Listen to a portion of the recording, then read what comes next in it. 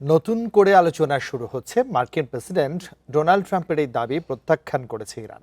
দেশটির পররাষ্ট্র মন্ত্রণালয় জানিয়েছে, বর্তমানে যুক্তরাষ্ট্রের সঙ্গে তাদের কোনো আলোচনা চলছে না, এমনকি অদূর ভবিষ্যতে এ ধরনের আলোচনার পরিকল্পনা নেই।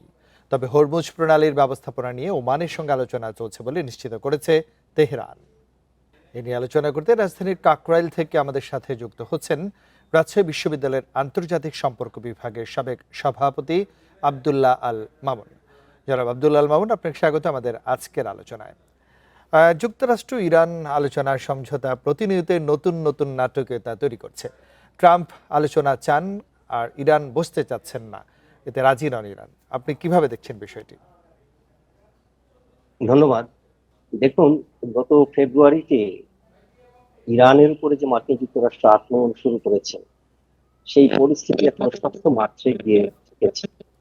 তো এই যে 5 মাসের ইরান যুক্তরাষ্ট্রের কনফ্লিক্ট এবং তার সাথে ইসরায়েল, এখানে কিন্তু আপনারা দেখেছেন যে মার্কিন যুক্তরাষ্ট্র প্রতিবারই বিশেষ করে ডোনাল্ড ট্রাম্প যে কথাগুলো বলেছেন তার মধ্যে বারবার ফ্ল্যাকচুয়েশন হয়েছে।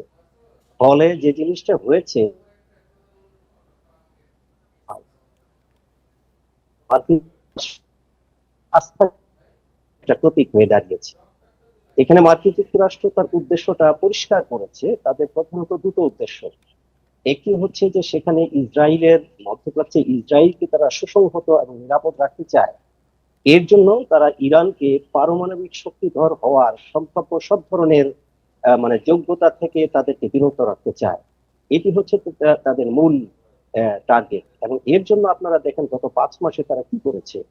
প্রথমত, তারা ইরানে তো 80-র দশক থেকে স্যাংশন দিয়ে রেখেছে। দ্বিতীয়ত, এই এই সাম্প্রতিক সময়ে আমরা দেখলাম যে একটা কালার রেভলিউশনের মাধ্যমে ইরানে রিজাইন চেঞ্জ করার চেষ্টা করেছে। সেখানেও যখন তারা ব্যর্থ হলো, তখন কিন্তু তারা আক্রমণ করে ইরানের যে টপ লিডারশিপ তাদেরকে কিন্তু হত্যা করেছে। এবং তারা মনে করেছে যে এভাবে টপ লিডারশিপ হত্যা করলে ইরান হয়তো বা পদানত হবে আর কি। কিন্তু ইরান কিন্তু তাদের কমান্ডার স্ট্রাকচার এমন ভাবে সুবিন্যস্ত করেছে, এখন মনে হচ্ছে যে মার্কিন যুক্তরাষ্ট্র একটা বায়বীয় শক্তির সাথে লড়াই করছে। তারা কার সাথে লড়াই করছে সেটাও হয়তো তারা বুঝে উঠতে পারছে না। তাদের শক্তি আছে, সামর্থ্য আছে, তারা বম্বিং করছে, কিন্তু তাদের লক্ষ্য হাসিল করতে পারছে না। এই পরিস্থিতিতে আপনি দেখেন জুন মাসে কিন্তু সর্বশেষ ইরানের সাথে মার্কিন যুক্তরাষ্ট্রের একটা সমঝোতা হয়েছে। কিন্তু সেই সমঝোতা অনুযায়ী কিন্তু যুদ্ধবিরতিটা শুরু হয়েছে এবং এটাই কিন্তু লাস্টিং পিসের দিকে যাওয়ার কথা। কিন্তু মার্কিন যুক্তরাষ্ট্র কিন্তু আবার আক্রমণ করেছে। অর্থাৎ এখান থেকে আমরা যে জিনিসটা দেখতে পাচ্ছি যে মার্কিন যুক্তরাষ্ট্র বারবার আক্রমণ করে ইরানের সামরিক শক্তিকে একদিকে খর্ব করার চেষ্টা করছে, অন্যদিকে তারা ইন্টারন্যাশনাল জনমতকে হাতে রাখার জন্য মুখে বলছে যে আমরা আলোচনা চাই। ইরান যখন এটা বুঝে ফেলেছে, এবং ইরানের এখন সবচেয়ে বড় শক্তি যেটা, সেটা হচ্ছে হরমুজ প্রণালীকে নিয়ন্ত্রণ করা, সেটা তারা নিয়ন্ত্রণ করতে সক্ষম হয়েছে। ফলে এখন এই হরমুজ প্রণালীকে নিয়ন্ত্রণ করার জন্য তাদের দরকার ওমানের সাথে নেগোসিয়েশন করা, মার্কিন যুক্তরাষ্ট্রের সাথে নয়। সেই কাজটাই তারা এখন করছে। জনাব আব্দুল আল মামুন, পাল্টা হামলা বন্ধ হতে আসলে আলোচনার কোনো বিকল্প পথ রয়েছে কিনা? না, হামলা পাল্টা হামলা এইটার বিকল্প পথ তো আপনি দেখেন ইন্টারন্যাশনালি, আপনি কৌটিল্যের অর্থশাস্ত্র পড়েন বা আপনি সানজুর থিওরি পড়েন বা ওয়ার্ল্ডে যারা গ্লোবাল ওয়ারফেয়ারের উপরে থিওরি দিয়েছে সেগুলো যদি পড়েন, তাহলে আপনি দেখবেন যে এখানে শক্তির বিরোধিতা, শক্তি অর্জন করা ছাড়া কোনো উপায় নেই। এখন মার্কিন যুক্তরাষ্ট্র এখানে হার্ড পাওয়ার দিয়ে এখানে জয়লাভ করার চেষ্টা করছে। ইরান যেহেতু হার্ড পাওয়ারে মার্কিন যুক্তরাষ্ট্রের সক্ষম নেই, ফলে তারা সফট পাওয়ার দিয়ে এটাকে ডিল করার চেষ্টা করেছে। এবং তাদের একটা সেপারেট মিসাইল টেকনোলজি তারা ডেভেলপ করেছে। কাজে ডিপ্লোমেসি যদি ব্যর্থ হয়, তাহলে এখানে অবশ্যই ওয়ারফেয়ারের কোনো বিকল্প নেই। সেই ক্ষেত্রে ইরান যেটা বেছে নিয়েছে যে তাদের কৌশলগত অবস্থান, সেই কৌশলগত অবস্থানে এখন পর্যন্ত তারা টিকে আছে। আমার যেটা মনে হয়, এখন গ্লোবাল সাউথ এবং যে মার্কিন যুক্তরাষ্ট্রকে চ্যালেঞ্জিং যে কিছু শক্তি, তারা যদি ইউনাইটেড না হয়, তাহলে ইরানের শক্তি একেবারে নির্মূল না হওয়া পর্যন্ত এটা যে টম এন্ড জেরির মতো যে ব্যাপারগুলো মার্কিন যুক্তরাষ্ট্রের সাথে যেটা চলতেই থাকবে।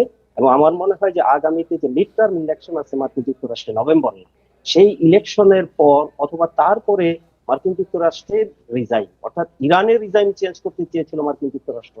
এখন আমাদের কাছে মনে হচ্ছে যে মার্কিন যুক্তরাষ্ট্রের রিজাইন চেঞ্জ না হওয়া পর্যন্ত এটা হয়তোবা একই ধাপে মানে টম এন্ড জেরির মতো করে চলতে থাকবে। আলোচনা আবার আক্রমণ, আলোচনা আবার আক্রমণ, এছাড়া সুনির্দিষ্ট কোনো পথ এই মুহূর্তে দেখা যাচ্ছে না। তাহলে কি আমরা ধরে নিতে পারি যে এই যুদ্ধ বন্ধের আসলে কোনো লক্ষণ নেই, দুই দেশই এখন সামরিক সক্ষমতার প্রমাণ দিচ্ছেন? না, যুদ্ধ বন্ধের লক্ষণ মার্কিন যুক্তরাষ্ট্র যদি বন্ধ না করে, আর ইরান তো যুদ্ধটা শুরু করেনি।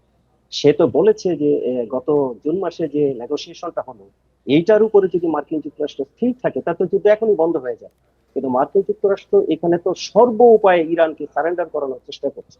এখন আপনি যখন একটা উইন উইন সিচুয়েশন সৃষ্টি না করবেন, যে কোনো ডিপ্লোম্যাটিক নেগোসিয়েশনে আপনাকে শক্তিমান এবং দুর্বল উভয়ের মধ্যে একটা উইন উইন সিচুয়েশন তৈরি করতে হবে, না হলে কিন্তু নেগোসিয়েশনটা হবে না। এই জি, কাজটা যদি মার্কিন যুক্তরাষ্ট্রের সদিচ্ছার মধ্যে আসে তাহলে যুদ্ধ সেখানেই থেমে যাবে। জি, ইরান তো যুদ্ধ করছে না, ইরান প্রতিরোধ করছে, আত্মরক্ষা করছে। তো তাদের তো কিছু করার নেই। জি। জনাব আব্দুল আল মামুন, আপনাকে অনেক ধন্যবাদ আমাদেরকে সময় দেওয়ার জন্য।